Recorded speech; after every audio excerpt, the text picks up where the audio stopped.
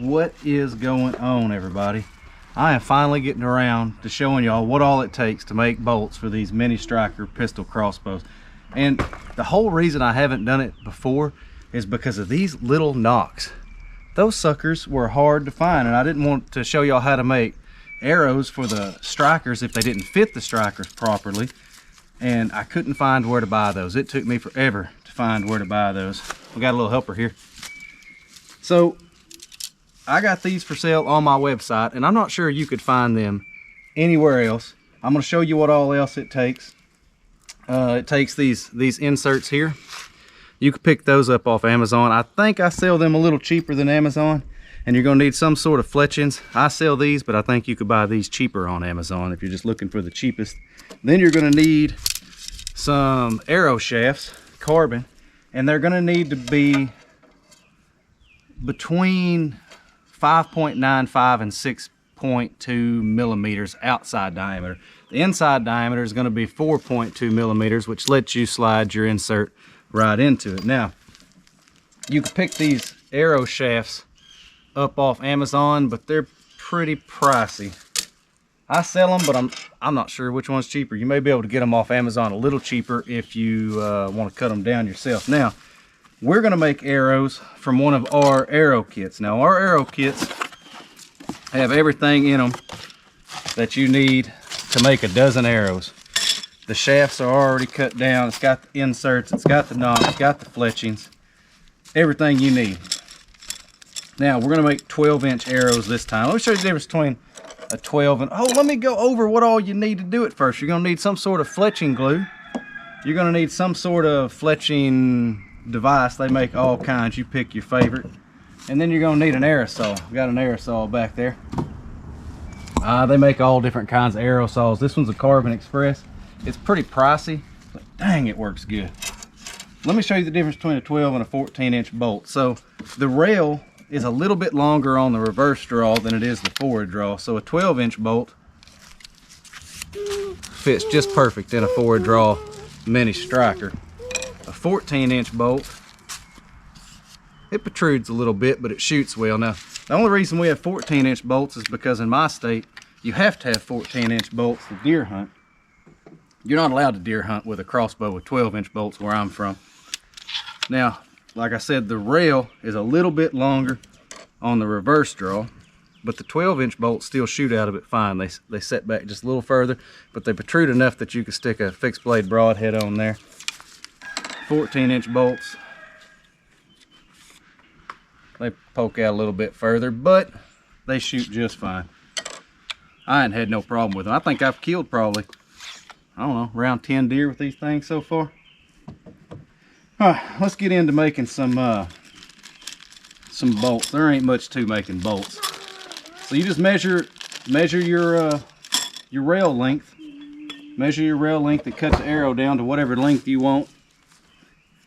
Now remember that if you want a 12-inch bolt, your insert's going to be, your insert's going to be part of your 12 inches, so you want to measure your insert and subtract that from your shaft length.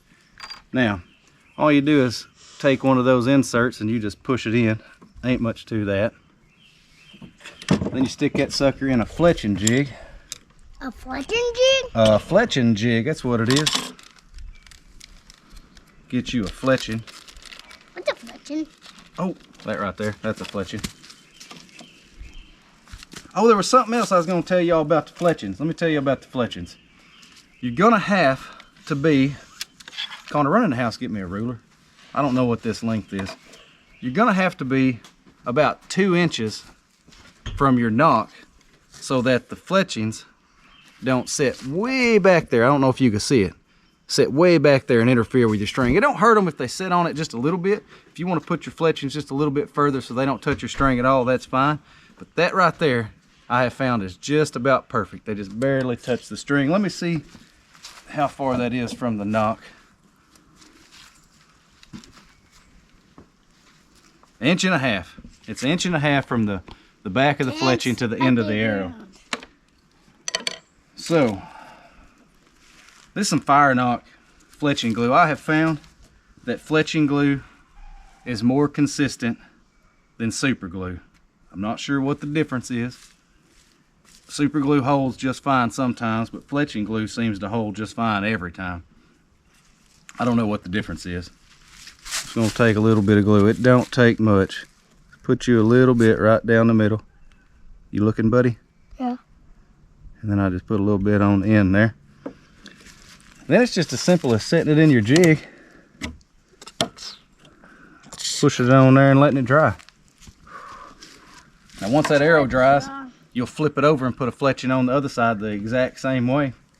And then you slap the insert in there and you're good to go. Let me get the other fletching on there. We'll put the insert in there and then I'll show you we're ready to shoot. There ain't much to building these arrows once you get the proper size arrow shaft. 5.95 millimeters is the outside diameter of this arrow shaft, and that is the perfect size arrow shaft.